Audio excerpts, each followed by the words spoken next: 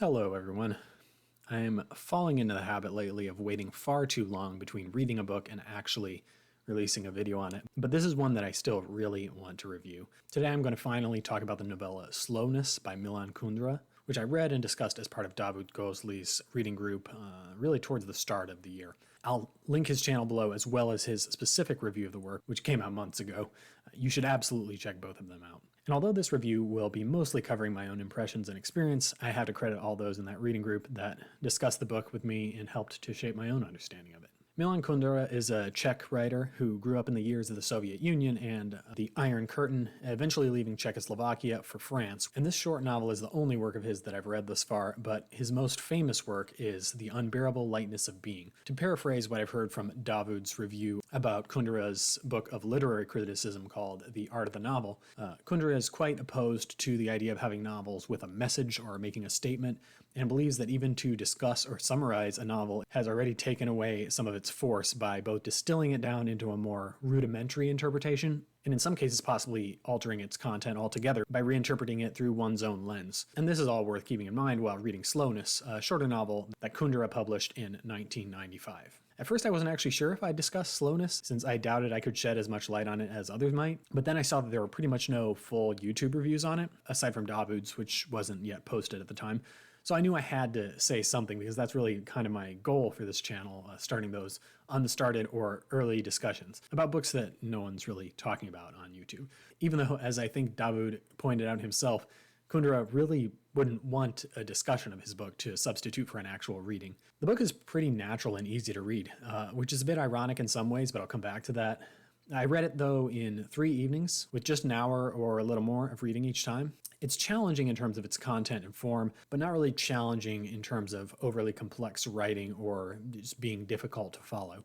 Although there are different pieces that only become connected later in the story, it's quite easy to tell what's going on in each individual part. And this isn't a book where it takes you many minutes just to get through a single page because it's so heavy in terms of content. If anything, there's maybe a temptation to speed through it faster than you should. The novel begins with this intriguing depiction of a man, our narrator, driving his car down a highway and a motorcyclist on his tail with a clear impatience to pass him, leading the narrator to ponder why it is that everyone needs to be everywhere so fast these days. This opening reflection immediately resonated with me a lot because I think it's a clear example that many of us can relate to, whether directly or simply as a parallel with other experiences. And interestingly, I think most of us can relate to being both the one being passed and the one urgently trying to pass and speed ahead and feeling inconvenienced by these minor obstacles in the way. Funnily enough, our narrator is not immune to this need for speed, albeit in a different sense, because he seems kind of unsettled by this and feels a bit impatient himself for the motorcyclist to just pass him. The novel is written as a triptych, which is a work of art paneled into 3 different sections, and this is an idea that's alluded to at several points during the story. It's not a case, though, of part 1, part 2, part 3 done. Instead, we move back and forth between the 3 different stories that become increasingly interleaved as the novel proceeds. One part follows the narrator himself, as he's sort of reflecting on the beauty of slowness and the effects of modernity in creating this need for speed. Another follows these 2 lovers from 2 centuries ago, the nameless Chevalier and his paramour Madame de T, pulled from the narrator's recollection of Vivant de Non's 18th century libertine novel Point de Lendemain, or No Tomorrow. Still another thread follows some intellectuals and their sphere of contacts, many of whom cross paths at this academic conference for entomologists. And yes, that is entomologists, not etymologists. It is researchers of bugs. While the start of the novel is rather slow, once our characters arrive at this academic conference, it quickly becomes rather frenetic. So maybe it was not a coincidence that I really read the start rather slowly, sort of savoring it, and then blasted through the second part the next evening, covering almost twice as many pages in the same amount of time. The narrator's portion feels serious and reflective. The Chevalier's part feels slow and sensual, while the academic conference part feels a lot of things. Sometimes humorous and satirical, other times frenetic, other times vulgar and jarring, and this later part seems to take on a lot more at once rather than lingering in any one place, which feels like an intentional stylistic choice. Some comments I saw on Goodreads seemed put off by this frenetic later part of the novel that comprises much of what you might call the third part of the triptych, in which many characters are behaving badly, but in particular one character, Vincent, can just be difficult to read.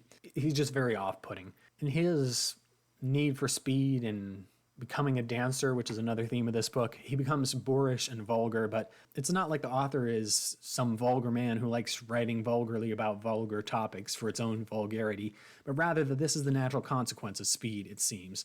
This is contrasted with the slowness of the part involving the Chevalier and Madame de T, which conveys an air of sophistication and deliberation, while Vincent's part jumps aimlessly from one thing to the next in almost a sort of attention deficit, which might lead to our own reflection about how our experience is affected when we jump from one thing to the next. The narrator reflects early on in the book about the connection between speed and memory.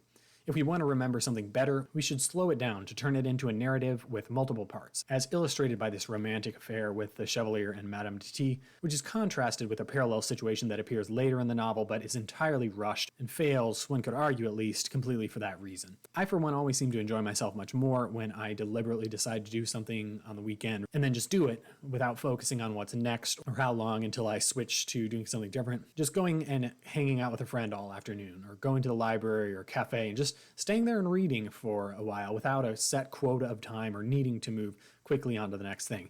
Even just staying home and deciding I'm going to do chores for the morning. There's a certain sort of happiness in deliberate slowness, in specifically acknowledging the urge for speed and distraction, but instead just narrowing our attention to one thing at a time, and letting go of this need to attend to all these other things on our minds.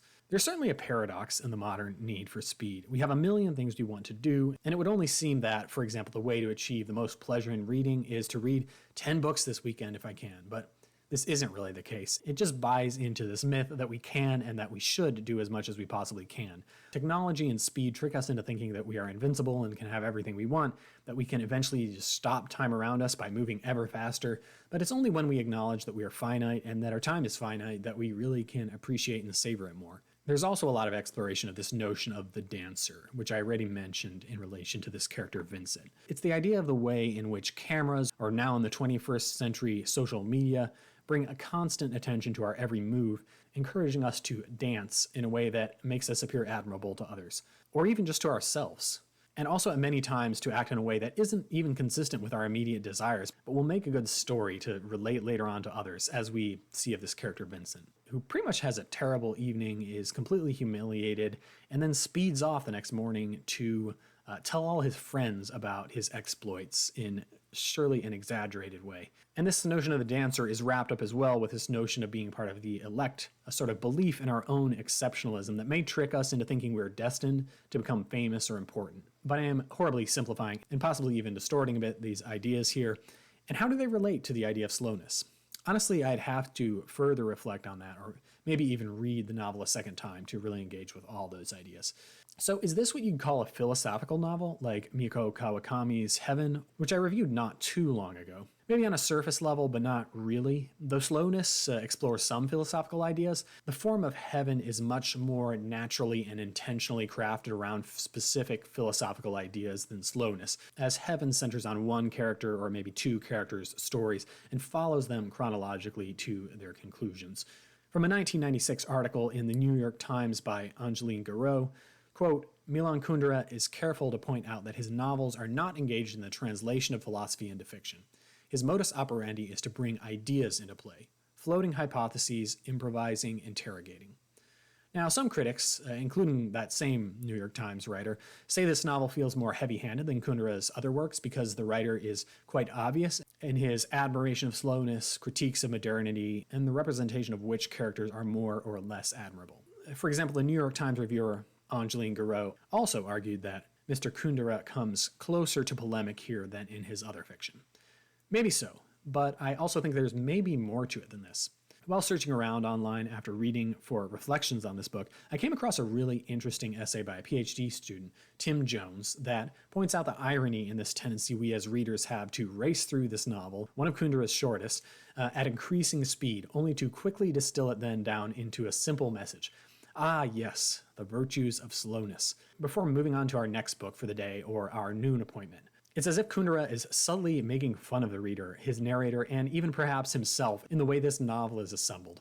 I'm going to post a link to that article because it is definitely very academic, but you might find it really interesting if you enjoyed this novella and still are trying to think further about it. There's even an irony in discussing this right here as a 15-minute YouTube video, an irony that Davood referred to, I think, not in his reflection on slowness, but rather on the art of the novel. Which is why I really hope when I'm doing these video reviews that they serve not merely as a 15-minute condensation of everything you need to know about a novel and its contents.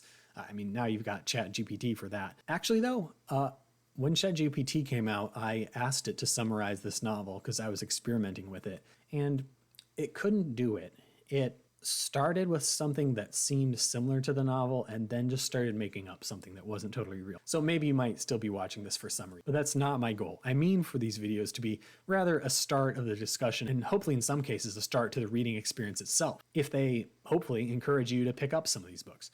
In general, I think YouTube is in some ways a great medium for discussion, providing a personal and expressive touch while also allowing time for reflection and to compose one's thoughts ahead of time. At least that's how I do it. But since a YouTube video is still framed as a story with a fixed beginning and an end, and since at least the traditional YouTube video is not one that directly engages with the audience, but rather presents something to the audience as a finished product, this in some ways may hinder our ability to actually use YouTube to discuss books rather than to just summarize or talk about them. You know, some of it is that difference between I'm talking to you about this book versus please join me and talk with me about this book in a discussion. In fact, with all this, it's worth mentioning how much Neil Postman's Amusing Ourselves to Death, a critique of modern forms of media that I discussed last year, or let me correct that statement, that I talked about to you last year on this channel. It's worth mentioning how much that came to mind while reading this book, just because both works have this sort of interest in the terms on which we engage with the world around us. So going back to those critiques that claim this novel is more heavy-handed in its message than Kundera's other works,